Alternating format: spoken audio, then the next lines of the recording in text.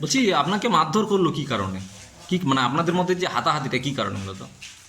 হাতাহাতির একটাই কারণ, যেখানে আজকে 15ই আগস্ট আমাদের গ্রাম পঞ্চায়েতে আজকের ফ্ল্যাগ উত্তোলন হয়েছিল।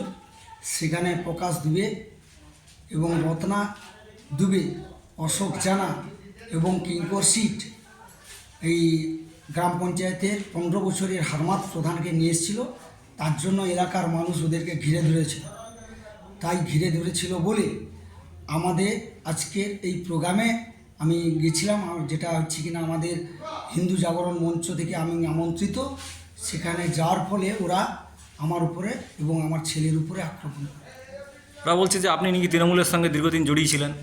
আমি তৃণমূল করি কি করি সেটা আমার নেতৃত্বরা জানে। আমি 18 বছর রাজনীতি করি। আমরা বিজেপি করে আমাদের সর্বস্ব গেছে। আমার ছেলে, আমরা ঘর বাড়ি ভাঙচুর কেস কাচারি সব কিছু করেছি।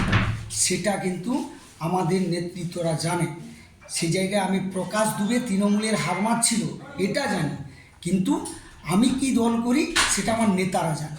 তাহলে মারধরটা করলো কি কারণে? মারধরটা একটাই কারণ, যেখানে এলাকার মানুষ প্রধানকে মেনে নিতে পারেনি, তার জন্য ওই আক্রোশটা আমার এবং আমার ছেলের উপরেও মিটিয়েছে। তিনি বলছেন তিনি এই যে আপনার হিন্দু জাগরণ মঞ্চের একজন কার্যকর্তা। ও কবে হিন্দু জাগরণ মঞ্চ হলো জানি না। ওকে আমরা যখন ডাকি, ও কেন, স্ত্রী কেন রত্না ডুবে ঘর থেকে বেরায়নি। আজকে আমাদের কিছু কার্যকর্তা 10 থেকে 12 জন ছিল, কিন্তু তখন একে খুঁজে পাওয়া যায়নি। এখন দল ক্ষমতায় আসার পরে তৃণমূলের সঙ্গে করাপশন করে আজকে হিন্দু জাগরণ মঞ্চে ঢুকে গেছে। উপনেতৃত্বকে জানিয়েছেন আপনাদের স্থানীয় বিধায়ক বাবু? হ্যাঁ, আমরা স্থানীয় বিধায়ককে জানিয়েছি, বিধায়কও জানে আজকের বিষয়টা নিয়ে। বিধায়ক জানে, আমাদের প্রশাসন এসেছিলেন, ওনারাও সব কিছু জানে। কি কারণে জড়িয়ে পড়লেন?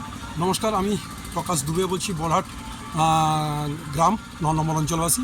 আমি জেলার আমাদের হিন্দু জাগরণ মঞ্চের একজন কার্যকর্তা। তো সেই জায়গাতে আজকে আমাদের হিন্দু জাগরণ মঞ্চ সহ অখণ্ড ভারত আমরা প্রোগ্রামটা নিয়েছিলাম পদযাত্রার মাধ্যম দিয়ে। এখানে এই পদযাত্রার মাধ্যমে আমাদের সিস্টেম ছিল যে মাতৃমণ্ডলীরা আগে পথ চলতি থাকবেন, তারপরে আমাদের দাদা ভাইরা পেছনের সারিতে থাকবেন। এমতো অবস্থাতে আমাদের দাদা ভাইরা সামনের সারিতে এসে যায়। তাই সেখানে ওনাদেরকে আমি গিয়ে অনুরোধ করি, দাদা ভাই আমাদের মাতৃমণ্ডলীরা তারা আগে সামনে ট্যাবলোর সামনে ওনারা হেঁটে যাবেন। তো সেই জায়গা আমি বলাতে আমাদের 9 নম্বরের দুষ্কৃতী শুভেন্দু মহাপাত্র এবং তার ছেলে অতর্কিতে আমাকে মারধর করে, আমার পোশাক আশাক ছেঁড়াছিড়ি করে দেয়। আচ্ছা, তিনি তো বিজেপিরই একজন কার্যকর্তা। বিজেপির নামমাত্র কার্যকর্তা, ওকে দল থেকে বহিষ্কারের লেটার এসছে। আমাদের মণ্ডল সভাপতি, আমাদের বর্তমান মণ্ডল সভাপতি আমাদের প্রমুখ প্রসেনজিৎ সাউ, ওনার ডেজিগনেশন যেটা সেটাকে কাউকে না জানিয়ে ওনার কাছে আটকে রেখেছে। উনি একজন 9 নম্বর অঞ্চলের তৃণমূলের সময়কালীন দুষ্কৃতী ছিল, তোলাবাজ ছিলেন। প্লাস উনি হচ্ছে INTTUCর একটা টোটো অটোর ইউনিয়নের দায়িত্বও ছিলেন। সেখান থেকে প্রভূত টাকা লুট করে।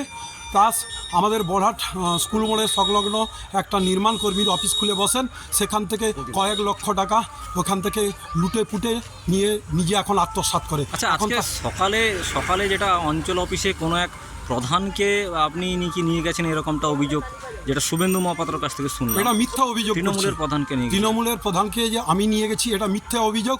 তার কারণ তৃণমূলের প্রধান যে অঞ্চলে আসছে এটা হচ্ছে আমাদের বিডিও প্লাস আমাদের MLA তপন মাইতির মহোদয়ের পারমিশনে উনি আসছেন।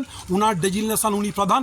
উনি যদি ওখান থেকে শুভেন্দুবাবু চাইছেন উনি হবু প্রধান হবে বলে দিবা স্বপ্ন দেখছেন। উনি ছেঁড়া কথায় যেরকম মানুষ লাখ টাকার স্বপ্ন দেখে, শুভেন্দু মহাপাত্র ভাবছে যে দিনের বেলায় স্বপ্ন দেখে উনি প্রধানের চেয়ারটা নিয়ে নেবে। আচ্ছা, মানে গন্ডগোলটা ঠিক তাহলে এখানে হঠাৎ করার কারণ হচ্ছে উনাকে কে বা কারা ডেকেছে জানি না। আমাদের হিন্দু জাগরণ মঞ্চের পক্ষ থেকে ওনাকে কোনোভাবে ইনভাইট করা হয়নি। উনি অযাচিত হিসাবে এখানে দুষ্কৃতি একটা গন্ডগোল মারামারি আমাদের এই হিন্দু জাগরণ মঞ্চের প্রোগ্রামটাকে বানচাল করার জন্য উনি ওনার ছেলে এখানে আমাদের প্রথমে সারিতে হাঁটতে চেয়েছিল। না, আপনার সঙ্গে কি ওনার কোনো বিরোধ রয়েছে, মানে কোনো গোষ্ঠী কাজ করছে? না না, আমি কোনো রাজনীতি করিনি, আমি হিন্দু জাগরণ মঞ্চের জেলা কার্যকর্তা একজন, আমার সঙ্গে ওনার কোনো নেই।